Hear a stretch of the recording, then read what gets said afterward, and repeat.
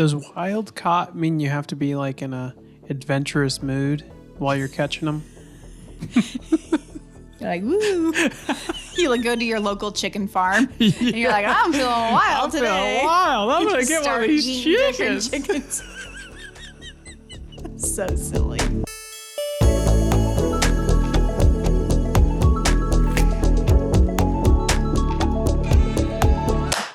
Welcome back to Stuff That We Like / Enjoy, at least at this point in time. I'm Kaloob. And I'm Christina. We're the Castanudas.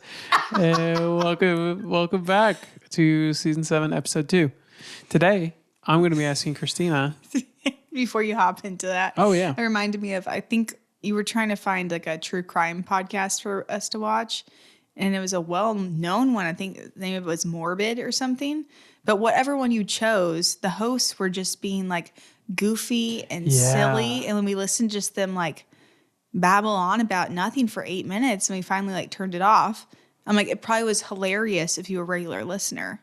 Yes. You know. But we had no context going in. So whoever's listening to this is like. Who's the Kaloobs? Yeah. For the first time, they're like, who the heck is Kaloob and Christina? And the Castanoodles. The Castanoobs.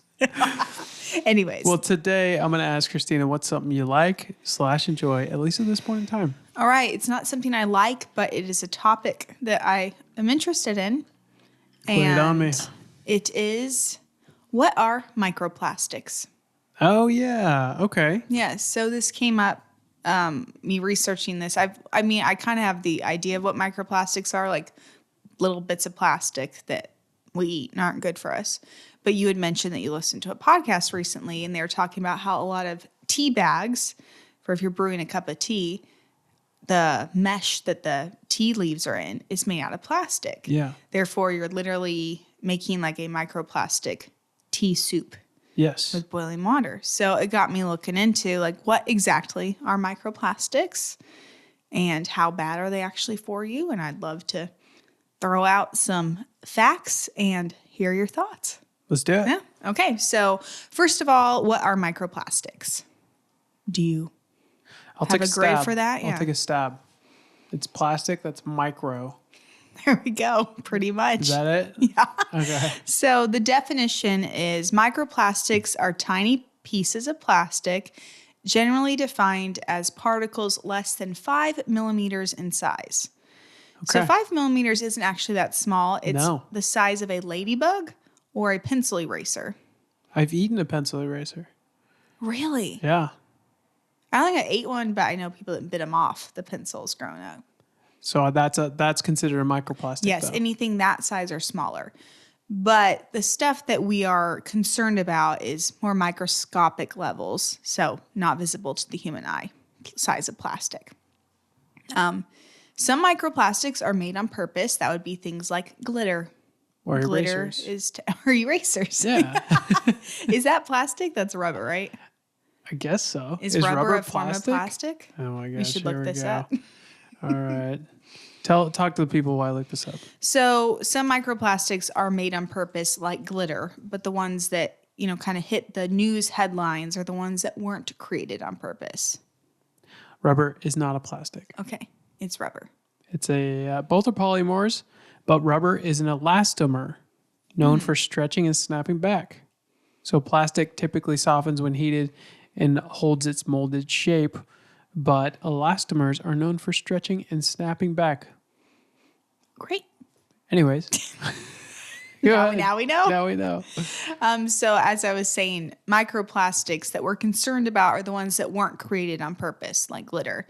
And it is microplastics that are formed by bigger pieces of plastic slowly breaking down into little bits. They get into our food. They can get into the air, into the water. And a lot of them come from things like plastic water bottles, plastic shopping bags, even like a lot of the clothes we wear nowadays aren't 100% cotton. Some are 100% polyester or nylon, which is plastic. So you wash them in the washer machine and they shed. And then that water goes to the ocean, as we know from Finding Nemo. Yeah. But in all seriousness, like it does then go pollute the water. So 35% of the ocean's microplastic comes from washing clothes. Interesting. Yeah. Crazy. So And does that mean that the people on the coast are doing that? Because I'm assuming the water from Missouri isn't getting to the ocean. I would guess so. Also, I think they measure microplastics in the ocean more than probably not going to Blue River and testing the microplastics in it. It's going to be bigger things. Okay. Yeah. So I have a discussion prompt for you. Okay. Give it to me. Think about your morning daily routine. How right. many plastic items do you think you touch or use by lunchtime each day? Okay. I'm going to name them off. All right. Yeah.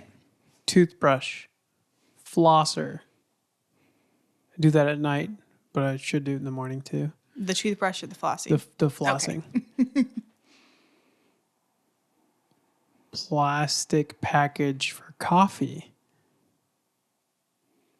Synthetic underwear because I'm about to go work out. So what did you call it earlier? It's not synthetic. It was polyester, nylon. Polyester, nylon. Yeah, sweat wicking stuff. So that's at least 4. We'll count the shirt as well, as well as the underwear and the shorts. So 6. I would say probably 6 items at least. There we go. And then think about what you have for breakfast. I don't eat breakfast typically. Okay, by lunchtime, what have you had? I've had a cup of coffee. Okay, that's not plastic. A banana. That's it. And then a smoothie that's in a plastic bottle. Not until the afternoon. Okay. If we're counting that, we count that. Yeah. I'm thinking of we usually I normally have a smoothie every morning that I put in a plastic bottle. As well as we have our pre-made salads we eat each day, which are in plastic containers. Interesting. As well as a protein shaker for our protein scoops. That's it's right. In a plastic bottle. That's right. With a metal ball in the middle. Chunking up that plastic. So there's a lot of plastic items, even for people I feel we use a lot of glass. Yeah. It's quite a bit of plastic. So just kind of interesting to think about. Yeah. How many items do you think you touch every morning that are plastic? I would say similar to that. Toothbrush is a big one. Yeah. Flossers. I've heard people stop using floss or they buy really expensive floss that's made of silk or something. Yeah. Because you're flossing with plastic up into your gums, which is one of those absorbent parts of your body. And there's the belief that you're leaving little bits of plastic behind. Really? Your gums are one of your most absorbent parts of the body. I thought that was, I know your feet are also really absorbent as well. Yeah. Interesting. Yeah. So you're putting floss up there. Yeah. And what about our mouth guards? They're also plastic. Grinding them down over time. Oh my gosh. It's a lot of plastic. Wow. Okay. So I want to then kind of go into how, we've just mentioned plastic we use each day, talk about how kind of microplastics sneakily get into our bodies, which is the big concern of microplastics.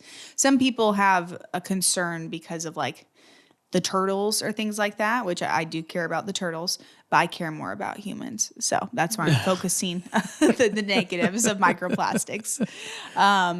But yeah, so the main way that microplastics get into our bodies as humans is we ingest them. You can actually breathe them in also, just they're literally in the air if you're near somewhere industrial or even a waste treatment plant. Right.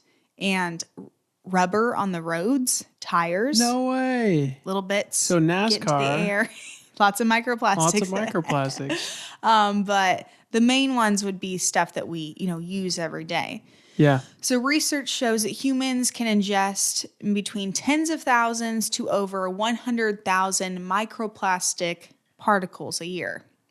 Okay. So on the high ends, the less conservative studies suggest that Americans eat or ingest 5 grams of microplastic per week. 5 grams is per the week. same weight as a credit card. I've heard that before. Okay, so a credit card's worth of microplastics per week we're ingesting either through inhalation or ingestion. About this much. Oh, that's my goodness. Some people say, that's a ridiculous overestimation. But the most conservative studies suggest that Americans ingest a solo cup worth of plastic a year.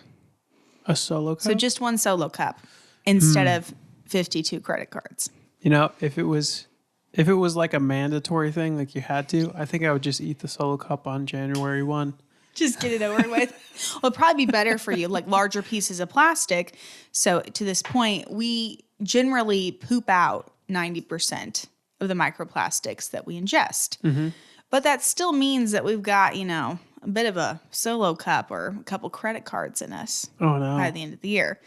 So the main pathways that microplastics get in are, as I mentioned before, food, water, and the air we breathe. Seafood, the sun came out. Wow, that was weird. Yeah. Yeah. There we go. Hello. Sorry, continue. The great. lighting in the room changed for anybody not watching. Seafood is one of the biggest culprits for microplastics. And this is because marine animals mistake little bits of plastic that are floating around in the ocean as food. And they eat them. And as they're digesting them, they just kind of get built up in their flesh. And then we eat them. Have we considered programs to make fish smarter so they don't do this? It seems I think it might be on us to not dump plastic into the ocean. You see, you're not thinking high enough. Sorry, go ahead. Well, and they've found that in places like China or Japan, East Asia, that the amount of microplastics that people in those regions ingest is like 5 to 10 times higher than Americans. I can't even imagine. First of all, because they have a lot more pollution. They just dump literally trash into the ocean or their riverways, and they eat a ton of fish and seafood. And so it's this combination of they're ingesting a ton more fish than Americans are, and those fish are a lot less healthy than maybe fish from around us. Although Americans, we do ship in fish from Asia. So 70% of human microplastic ingestion comes from fish and seafood. Wow. Yeah. I wonder what the longevity difference is between Americans and Asians. Because I feel like they live longer, but I don't know the statistic off the top of my head. Yeah. But if they're ingesting more plastic than us, does that mean that plastic isn't impacting our lives? Or do we just have way more factors as Americans that we're ingesting, like, McDonald's as well, which is terrible for you? I think that could be part of it. I'm going to look that up real quick. Also, Asia is in an entire continent, so that would, vary a lot. Yeah. As a fun aside for while Christina is looking this up, we had so much food last night, so much bread. We did have bread. As a celebratory, just fun meal at the end of the week that I couldn't poop this morning. I was at church trying to film, and I was the gassiest man I've ever been, and it was the most vile stench. I farted in my car on the way there, and I had to open the windows, like all 4 of them, not just 2. And so, did you find it? I did. Okay, let's go you back. Can keep talking. No, back to the. Okay, all I right. pooped. Long story short, I finally got it out. Wow. I'm Anyways, so excited for anybody who's actually interested in microplastics to be listening to this episode. So, the United States life expectancy is currently 79 and a half years. East Asia, so Hong Kong, Japan, South Korea, their life expectancy is about 84, but most of Asia is around 73. So like 6 years less than us. 6 years less. Crazy. Yeah, could be due to the the microplastics. Plastics. I should probably just say the whole word. Yeah. So along with seafood being 70% of how we get microplastics into us as Americans, processed foods is another really big one. Think chicken nuggets or packaged meats. They have really high levels because these foods are very highly manufactured. So they're on the manufacturing line, then they're put into this plastic packaging, usually at high heats, or they're on conveyor belts, which have plastic on them. So a lot of it's just kind of shedding off in the process. Canned foods also have a lot of microplastics because just like soda cans, they're all lined with plastic on the inside. On the inside? Yep. If you pull out a metal can of beans, it's going to have a plastic lining on the inside. And they're canned hot. Those beans are put in there steaming hot or those Whoa. vegetables. So that becomes, a little microplastic soup that we eat. I canned something hot today. What? I canned something very hot today. Talking about my poop. Thank you. I'm so glad. So you're talking about like a thing of beans, a can of beans Yes. has plastic on the inside. Mm-hmm. I feel like it's metal. I feel like I've looked in there a lot. Are you sure there's plastic in there?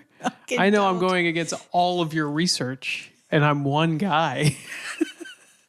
But I could swear every time I've looked inside a can of beans, I've been like, I don't want to cut myself on that. That's a bunch of metal in there. Yes, most canned foods, including beverages like Coke, have a thin protective lining of plastic on the inside. Wow. Who knew? Okay, I'm wrong. I rescind my study. That's all right. I was like, you made me nervous. I'm like, did I get this wrong? Drinking water is also another major source of microplastics. Bottled water has way more microplastics, 94 particles per liter, than tap water, which has 4 particles per liter. So it's like 20 times more. What if you filter it through a plastic Brita filter? Brita filter won't really get microplastics out. Is it adding microplastics though? Because it's made of plastic. There could be an argument to be made, but bottled water is the biggest concern Okay, because that's your water that's the is big boy. sitting in that all the time. If it sits out in the sun at all, anytime it even sees the sun, UV rays break down plastic, even if it's not really hot, which leaches into water bottles. So Okay. tap water could be healthier for you in that case. What an Also, you're insane unscrewing the little plastic top. You're breaking little bits of plastic apart. Every time you screw a lid on, take it off again. Those are delicious. Yeah, a little bit of water getting in Little there. reward. A little bit of plastic. So you're okay, but which is worse, the metals in tap water or the plastic in bottled water? I don't know. Such an You insane need like a heavy duty catch-22. home like water filter, I guess. They do have those big metal water filters. Like a Berkey or something. Yeah, Berkey's That's probably what the we way to had go growing then. up. Maybe Yeah. we should get a Berkey. Yeah, probably actually. Yeah. So think about your last meal that you had. Did it involve any seafood or processed food? Anything that like touched plastic? Yes. I Okay. had a salad that was in a plastic Tupperware that also had beans on it from a can, I'm assuming. And I put salad dressing on it, which came from a plastic bottle. And I had a napkin on top of it, which is technically a paper product, Yes. but I'm sure some of that got in there. So, And it was cut up on a plastic cutting board. dear God, yeah. Yes. Those are pretty rough. Yeah. So it's interesting how just these little bits we can have each day. So you want to know how to get rid of microplastics? I'm assuming and you avoid don't. them. You can't really get rid of what's in your body, but you can avoid getting more into your I body feel that. Okay. just by reducing your own personal exposure to plastic. That's cool. Mainly in being mindful of heat. So anytime something hot touches plastic, microplastics are going to be in what is touched. So the first suggestion is to swap out plastics in the kitchen as much as possible. Have metal or glass containers or Tupperware instead of plastic, and never ever ever microwave or store hot food in plastic containers. That's a bummer. I know. Because I love getting bags of frozen broccoli that I then Yeah. microwave. So apparently that's just broccoli microplastics. Plastic broccoli. Yeah. So when possible, and also opt for wooden cutting boards instead of plastic ones. Because every time you're on a plastic cutting board, there's little bits of plastic that you're shaving up and putting straight into your food, as well as using wooden spatulas when you're cooking instead Yeah. of plastic ones. We need to get a couple of those. Yeah, our spatulas are getting pretty old. And they're plastic. They're all plastic. Yeah. Also, drink tap water. Filtered is better Yeah. instead of bottled water. And that will slash your intake of microplastics by I 20. bet. Yeah. Also, if you're going to eat fish, wild caught is better than farmed fish, even though there is microplastics all throughout the ocean. There's less where they're wild, rather than farmed. Because they're probably brought up in a big plastic tank or big Or just metal tank with kind of closer plastic to stuff. shore, things like that. Oh, yeah. And there's certain fish as well that tend to not have as many plastics in them. Yeah, and as much as possible, focus on fresh whole foods instead of microwave dinners and anything that's stored in plastic. Does wild caught mean you have to be like in a adventurous mood while you're catching them?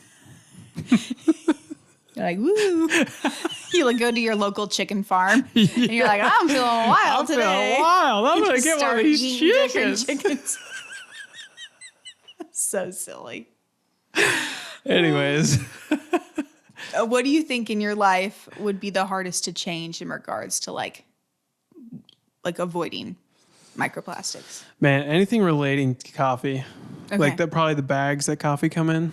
I mean, we eat, like we keep saying this on all the podcasts, but we eat relatively well. Mm-hmm. And so since our diet's already pretty restricted, I feel like we could muscle our way through whatever dietary changes we have. But coffee is my one true addiction. So if anything happened with coffee, I would probably be like, I'm just going to have plastic inside me forever because I love coffee. Which... Think of like an AeroPress. Yes. You're literally pouring boiling water into a plastic tube. Delicious that your boiling water. coffee beans are marinating in. It's the best tasting microplastic you'll ever have, though. It is. And it probably adds to the flavor. Could be. So anything related to coffee, you think that'd be kind of tricky? Yeah. Well, we were talking about earlier this week, what do you like coffee cups that you get from coffee shops, they're plastic. Yep. Even if they're paper, they're lined with plastic. Lined with plastic, and they're heated up Yeah, and with the your lid, coffee. and the lid is plastic. And the lid for is sure. plastic. So every time you take a sip, you're heating up the plastic, getting more microplastics. Mm-hmm. It's a wild thought. It is. We're just drinking plastic. Yeah. So, anyways, long answer short, short answer long.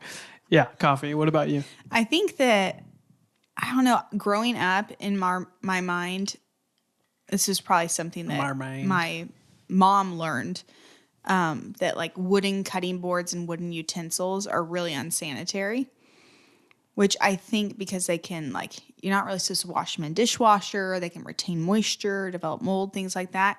And I do believe that especially at the time, 20 some years ago, that was true, but there has been a huge development in like bamboo cutting boards specifically, which are more antimicrobial,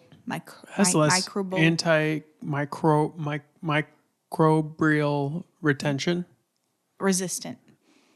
Yes. Yeah, they help the microbes not stay. Wow. This is way too late in the week. We're so tired.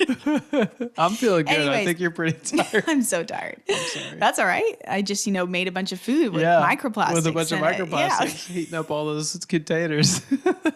Yeah. So anyways, I think that we should probably invest in some wooden cutting boards and wooden, spatulas and stuff like that. But I just like throwing things in the dishwasher instead of having to like treat the wood a certain way. So that'd be something that's probably worth changing in our lives. But Well, by the way, dishwasher, plastic racks, hot water, washing our dishes in microplastics, washing our plastic dishes in more microplastics. with our dishwasher tablets that have little plastic bits in them. Oh my God. Yeah. Yeah, that are held together by a plastic seal. Of course. Lots of plastic. That's insane. It's really upsetting. Yeah, it is. Well, as we end, I'd like to end on a negative note about the problems microplastics How like cause. me. So do you have any idea of what problems microplastics can cause? I'm guessing cancer. It's got to be up there. Okay. I'm guessing indigestion, stomach issues. Oh, great. That's a smart one. Cellular dysfunction. I would assume it gets into your bloodstream somehow. So those are the three. Okay, so it pretty much affects everything in your body to some level. Cancer didn't come up, but like a lot of these things can lead to cancer down the road kind of a thing. Pretty much inflammation of everything in your body because you're having little plastic particles just invading your body. So intestines, your digestive system is a primary one that microplastics can affect, leading to inflammation of that, inflammation of the brain as well. It can really affect your immune system because your body's trying to fight off. It knows that this shouldn't be in my body. Therefore, it puts a lot of energy in like attacking these little microplastics, which then drains your immune system or makes it overactive, causing an autoimmune condition. Microplastics are found present in breast milk. So you're literally feeding your newborn baby microplastics. It's just traveling all throughout the body. It can lead to hormone disruption, as well as testicular damage, which reduces fertility. I've heard that. Yeah. Yeah. And the most concerning to me is that they have found in individuals who died that had dementia or Alzheimer's that they had huge concentrations of microplastics in their brain. They've done some studies recently where they took the brain of people who died from dementia and Alzheimer's or, led to those conditions. And they, on average, had about 7 grams, the weight of a plastic spoon, of microplastics in their brain. Holy cow. Yeah, so it really can build up over time. You can't really get it out.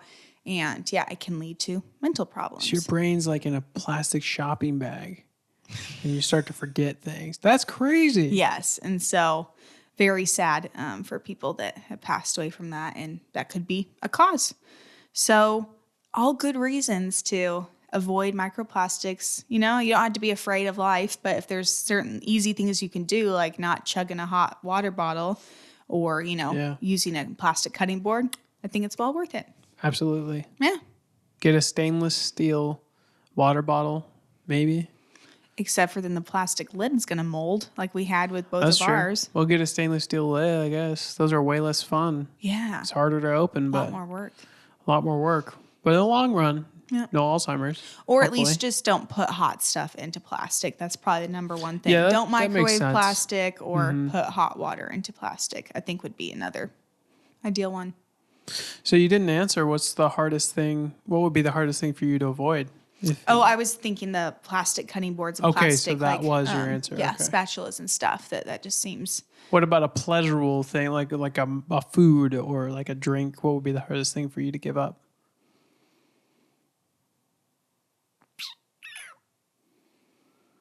Love that noise. I can't really think of anything. Okay. Yeah. Yeah, you could just give it up. Yeah, well, I can't really think of anything that I have on the regular that's like made in plastic. Bread. I'd have bread like... You have toast every morning, babe. Yeah, but that's not made in plastic. But it's stored in plastic. Yes, but it's frozen. Yeah. Yeah. So it could It's a be little bit different. It's put in the bag cold. Uh-huh. So it's like just like a piece of plastic sitting there isn't going to like be as concerning as like hot. That's true, but that might be the thing that you have the hardest time giving up. Is cold plastic. Cold plastic bread. That would be hard if that was shedding microplastics. Yes. Yeah. Yeah. To anybody listening, it's not actually bread. It's a bunch of grains. Mushed what is together. it? Mushed together. It's not. There's no gluten in it. Yeah. So, just a It's an imitation bread. yes, it is an imitation bread. It is. It's the highlight of Christina's whole day. It really is. The rest of the day is just downhill. There we go. Close to including that. now. All right. So, yeah, that's my overview on what are microplastics. They're a real thing. They actually can cause problems. A lot of them can be easily avoided. We don't have to be afraid of the world, but we can help ourselves by not, having microplastic soup. Very well done. Thank you. Hey, everybody. If you like this podcast, we would love to hear from you. We just had a listener write in today, actually, with a new topic. Super exciting. Love to hear from those who do write in. Yes. But if you're listening to this and you haven't written in yet with either a topic or a suggestion for a future topic or just your feedback, we would love to hear from you. Also, like and subscribe on YouTube, on Spotify. Leave us those stars. It really does help people find us and tell people about us, Yeah. We want to get out there. We want to inform the world with our sometimes helpful information and sometimes straight up misinformation. But more than anything, we just want to create a community that's fun. Yeah. So come be a part of it and hit us up at stuffthatwelikepodcast@gmail.com. All right. And now back to the episode. Christina, what is your contentment level today? My contentment level, I would say like I'm a 7.5. Why? Why?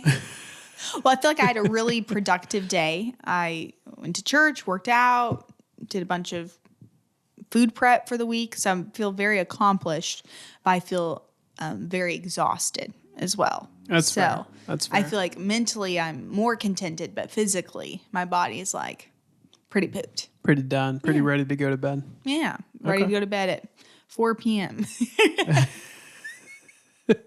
What about you? What's your contentment level? My contentment level is pretty high. It's like a 7.5. Great. That's high for you, a little low for me. Yeah, I had a pretty good day.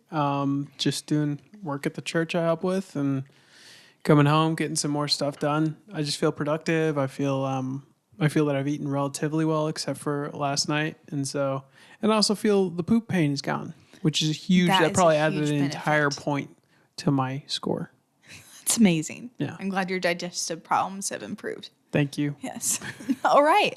Well, now we're going to hop into our segment for the season 7, and that is the Legend Lowdown. The Legend Lowdown. You're not going to say it at the same time. I couldn't remember it. Oh, you couldn't remember it? Because we had talked about it being legendary legends. Yes. And that just stuck in my head. I know, yeah. But the Legend Lowdown, where we're going to take turns each week for this season, telling about a normal legend in our culture and kind of the origins of it and how it affects our culture. lives. Yeah. Yeah.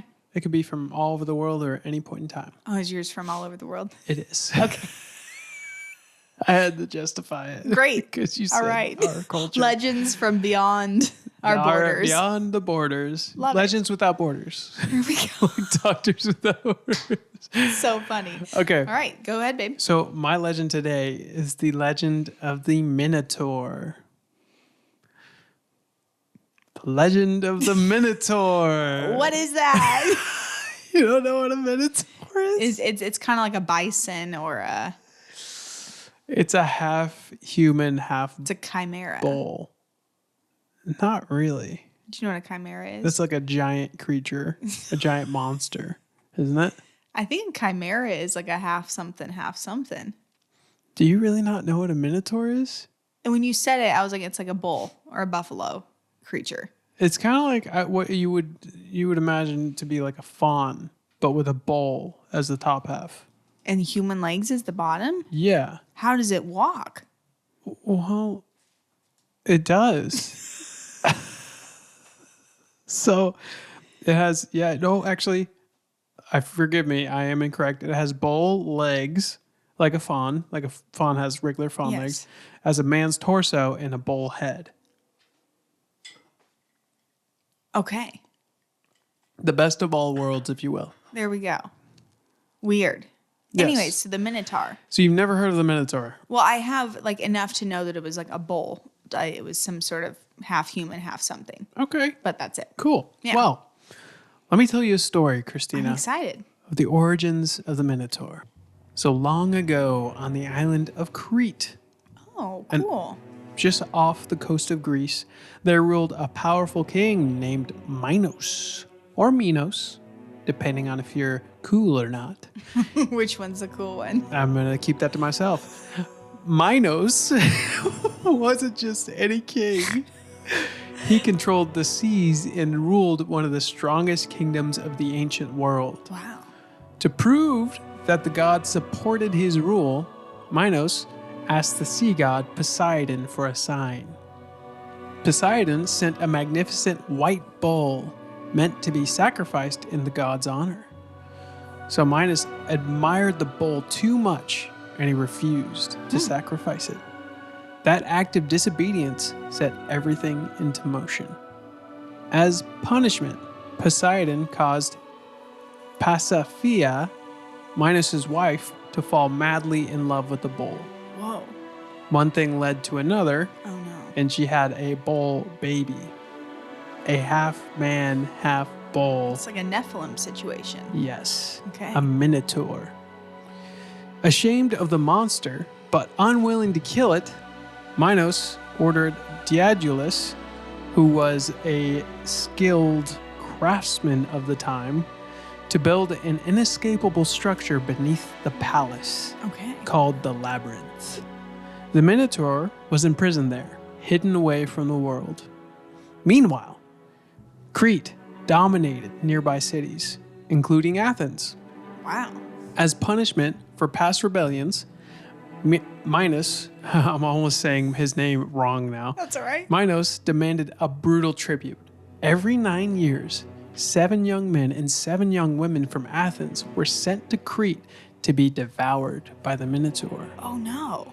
Eventually, one of those chosen was Theseus, a prince of Athens. Determined to end the cycle, Theseus volunteered to face the beast. When he arrived in Crete, Minos' daughter, Ariadne, fell in love with him. She gave Theseus a simple tool and a ball of thread so he could find his way back out of the labyrinth. Okay. Theseus entered the maze, killed the Minotaur, and followed the thread back to freedom. So killed the child bull thing. Yeah. Okay. That people like fed people to? Yes, that, Okay. that Minos, the king, Okay. fed people to. To his grandson. It would be his wife's son with the illegitimate bull. son. Yes. Okay. With the monster dead and the labyrinth defeated, Crete's grip on Athens was broken, and the legend of the Minotaur came to an end. Okay. So this guy comes and makes his way through the labyrinth and kills the Minotaur. Labyrinth. Does this Minotaur like talk? Like he's pretty much a bull with like human Yes. abs. Right? Like does he so have perfect. human right? That's about it. I don't know what he looks it's like. Pretty badass too. Okay. Like it's just the most metal drawing. If you look it up, there are some really crazy Bulging biceps and abs, and the rest is just a bull. Well, think about it. If I had the legs and strength of a bull, but like the grip of a regular, like I could move my hands and stuff and stand upright. So it's he like the best has of both normal worlds. hands. Yeah. So Oh. human torso from neck to waist, human, and then head of a bull, legs of a bull. So he's standing up straight. Yes, ma'am. Does he ever Like a fawn. Oh, but a fawn has, I guess, 2 deer legs, huh? Yeah. Oh, 2 deer legs. wow. Yeah. I feel like that would cause a lot of back problems. Probably. Probably. Anyways, back with your legend. So the characters in this history or this story Yeah. are basically just symbolic. Okay. So it I is was a myth. worried It that is a there really legend. was. It is a legend. It is more of a myth, though. All right. Yeah. So if you want to dive a little bit deeper, there's a meaning to each character in the story that people usually draw from. So number 1, King Minos was probably not one man, but Minos was likely a royal title, not a single historical person. So ancient Greeks may have used the name the same way Egyptians use Pharaoh. Okay. So this or is- Caesar, something Yes, like that. Okay. exactly. So this explains why Minos appears in so many stories across generations. Okay. So he's not just in that one story. just kind of like throughout the title of a king or something like that. Okay. Yeah. Number 2, Crete was a real sea power. So the Minoan civilization based on Crete dominated Mediterranean trade from roughly 1700 to 1450 BCE.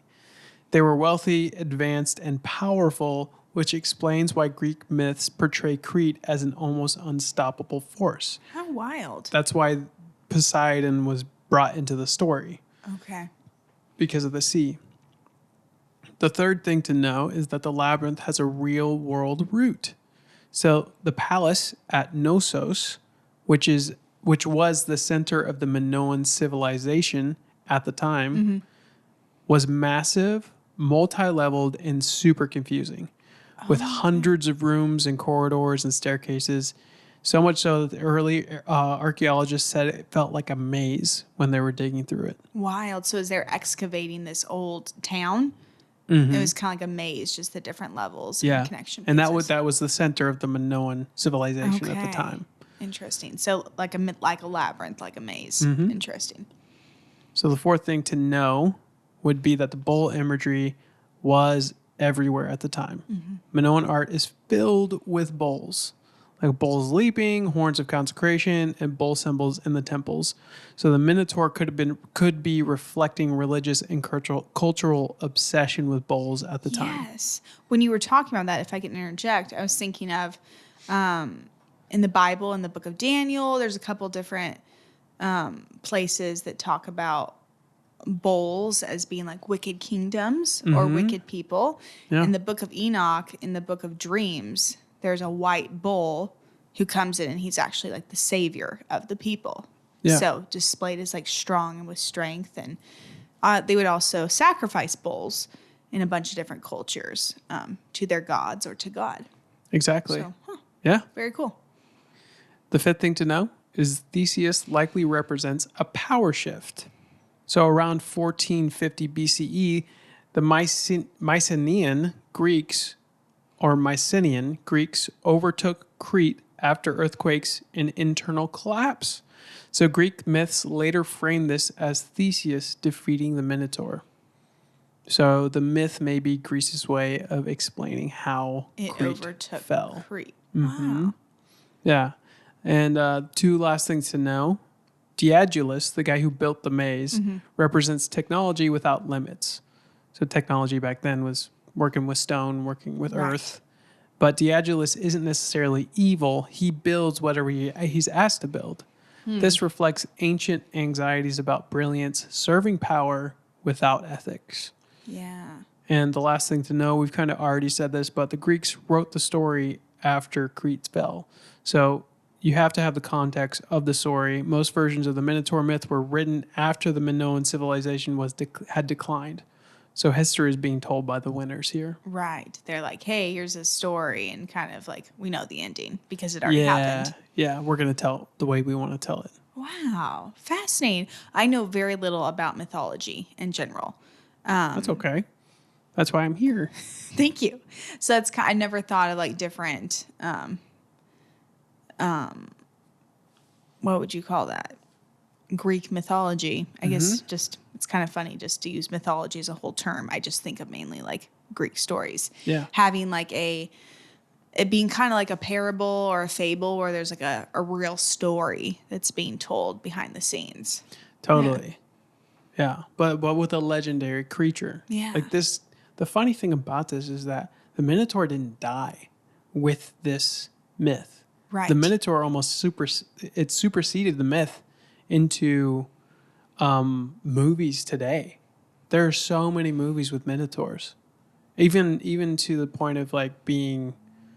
I'm not going to say that this is factual, but in the Chronicles of Narnia, there's a lot of standing bulls that are good and don't have men torsos, but that kind of imagery maybe C.S. Lewis pulled from, the knowledge that a Minotaur was a thing. Yeah. In order to create some of his characters. But it's just it's very fascinating how the Minotaur like continued in history, throughout history, Right. but in many different cultures. and we have never heard of the story though. The story was forgotten. Minotaur remained, Wow. making him A legend. legendary legend.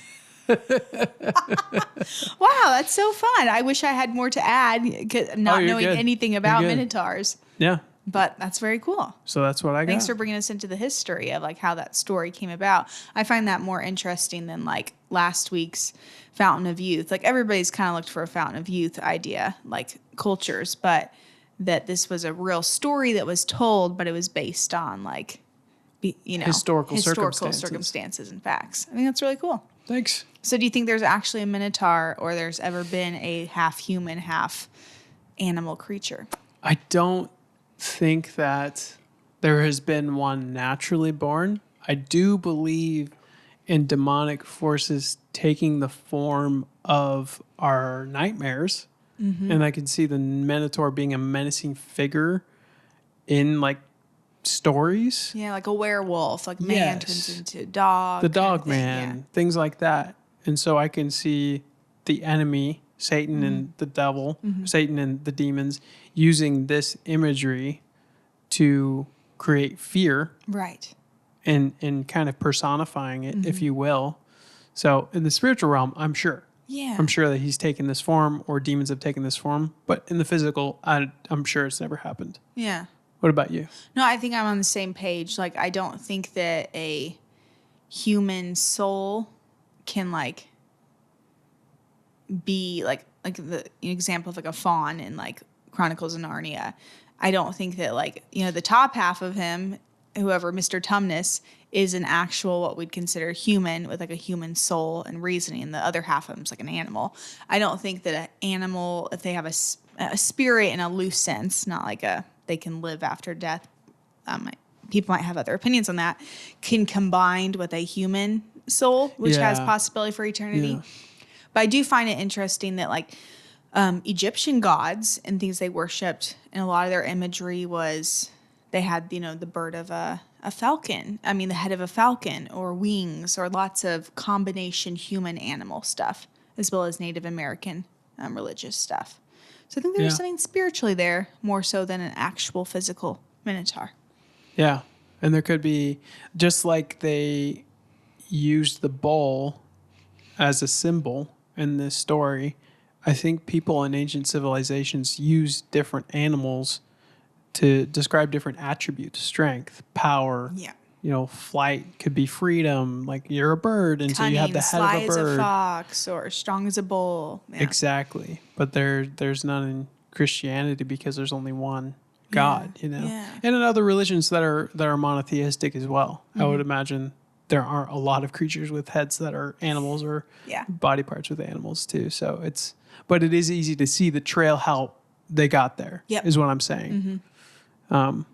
Yeah, but that's all I got. Cool. Love it. Thanks for sharing the lowdown about the Minotaur. You're welcome.